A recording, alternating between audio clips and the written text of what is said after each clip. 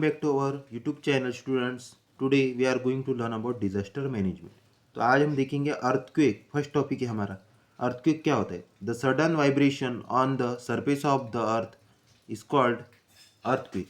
यानी अर्थ का जो सरफेस है उसमें वाइब्रेशंस होती है, उसको कहते हैं अर्थक्वेक.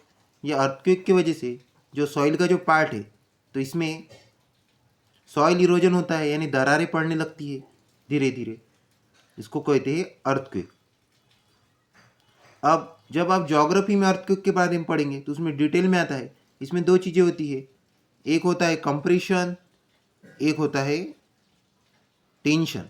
कंप्रेशन में माउंटेन्स बनते हैं यानी पहाड़ बनते हैं, और टेंशन में वैलीज बनती है.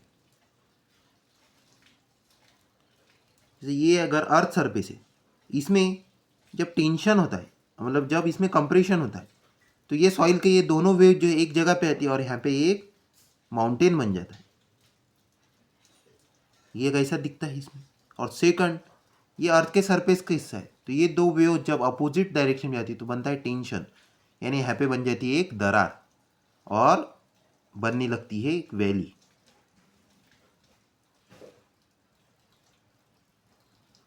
कुछ इस तरीके से वैली बनने लगती है. तो ये दो चीज़ें इसमें होती है.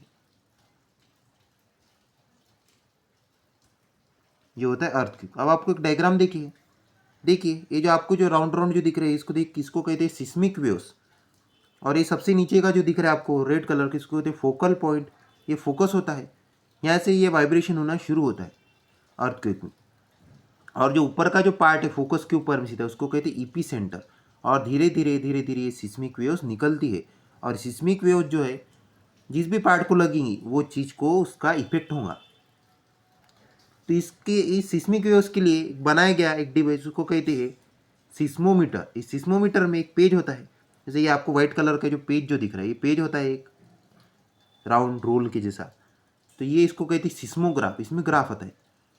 अब ग्राफ में लाइन जितनी छोटी दिखेंगी आपको, ये लाइन यहाँ छोटी दिख रही है, यहाँ बड़ी दिख रही है, कुछ इस तरीके की.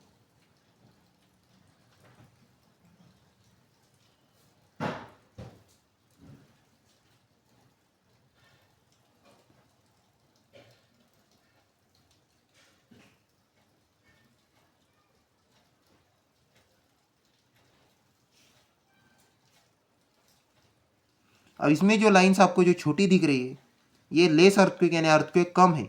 अब जैसे जैसे ये बढ़ेंगी वैसे वैसे अर्थक्वेक बढ़ रहा है. कम होंगी अर्थक्वेक का क्या है, फोर्स कम हो रहा है. ये चीज़ को ये बताती है. तो इसको कहते हैं सिस्मोग्राफ. और जो लाइन जो बनती है उसको कहते हैं सिस्मो लाइन. और जो डिवाइस जो इसको कहते हैं रिचर स्केल. इसका दो नाम है, सिस्मोमीटर भी कहते हैं इसको, सेकंड इसका नाम है रिचर स्केल. ये साइंटिस्ट का नाम है. कॉजेस ऑफ अर्थक्वेक की वजह से क्या क्या होता है देखिए. वॉल्केनिक इरप्शन है, stress of big dams, mining, underground atomic test, यानी बहुत सारी ऐसी चीज़ें होती है. और इसका बहुत बुरा परिणाम होता है इकोसिस्टम पे. या आप पढ़ सकते हैं effect of ecosystem. Precaution to be take earthquake. तो प्रिकॉशन, जब भी अर्थक्वेक आए तो सबसे पहला प्रिकॉशन यूज़ करना है. If you are in home, तो आपको जो है जो भी टेबल है वगैरह इसके नीचे चले जाना है, यानी कुछ भी आपके अगर सर पे गिरने वाली अगर कोई चीज़ होगी तो आपके सर पे नहीं गिरेंगी. सेकंड ठीक है, आपको बताएगी if you are in vehicle और outside home.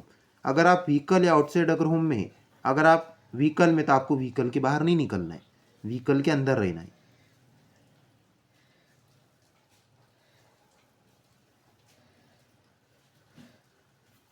Avoid doing following thing during earthquake. तो अर्थक्वेक में यहाँ पे जो आपको जो इमेज दिख रही है सी में, इसमें ऐसा बताया जा रहा है कि अर्थक्वेक जब भी आए तब अगर आपके घर में आपके प्रोटेक्शन के लिए कोई चीज़ नहीं है तो आपको कोई भी चीज़ के लिए रुकना नहीं है अंदर में, सीधा डायरेक्ट बाहर एक ऐसी जगह चले जाना है जहाँ पे आप सेफ हो. Earthquake resistance proof building. Earthquake resistance proof building बनाई जाती है. अब इसके नीचे जैसे गाड़ी में जैसे शॉकअप होते हैं वैसे इसके जो पिलर्स होते हैं इसमें वैसे शॉकअप्स लगाए जाते हैं.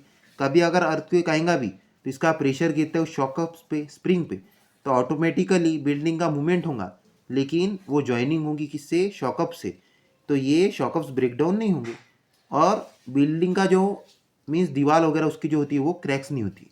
इसके वजह से तो ऐसी बिल्डिंग जो बनती है इसको कहते हैं earthquake resistance proof building.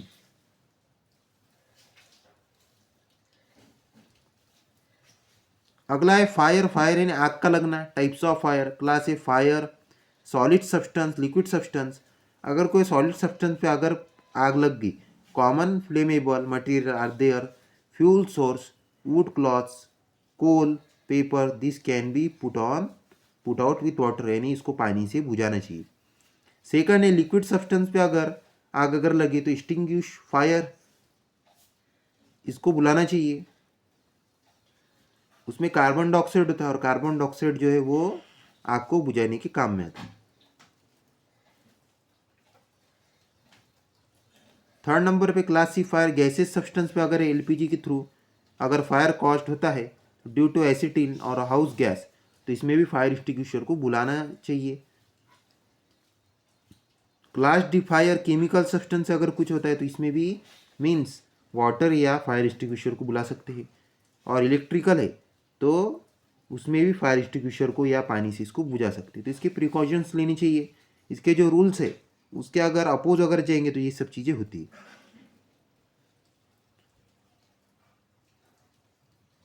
Method of fire extinction ये बताया गया आपको। Cool out, use of water का यूज किया जाता है। सप्रेस द फायर, तो इसमें कार्बन डाइऑक्साइड होता है। ये कार्बन डाइऑक्साइड जो है बाय द पाइप डाला जाता है और इससे आग धीरे धीरे बुझने लगती है। और फ्लेमेबल चीज़ों को वहाँ से हटा देना है, वो वहाँ पे रखना नहीं है। प्रिकॉशंस लेनी चाहिए। प्रिकॉशंस यानी सेफ्टी मेजर्स। उसके बाद में फर्स्ट एड हमारे साथ में होना चाहिए any time. Landslide, rift, collapse. Landslide यानी जमीन का कोई भी एक हिस्सा नीचे खसक जाना, उसको कहते हैं लैंडस्लाइड्स।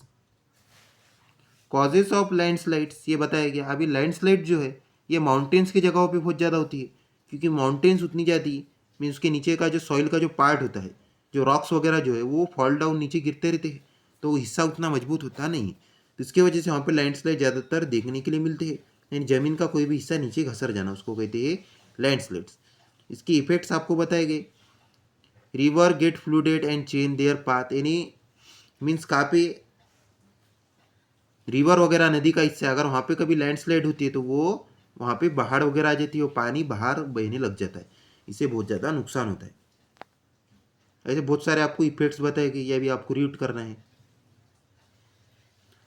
डिजास्टर रिलीफ प्लानिंग, अभी डिजास्टर से हम कैसे बच सकते हैं उसकी एक प्लानिंग है। If the plan is prepared it with the help of any disease relief in the school for prepare chart, एक चार्ट आपको बनाना है कि आपको जैसे आपने अभी सेफ्टी मेजर्स पढ़े वैसे आपको मीन्स एक चार्ट बनाना है और वो आपके स्कूल के अंदर में लगाना है।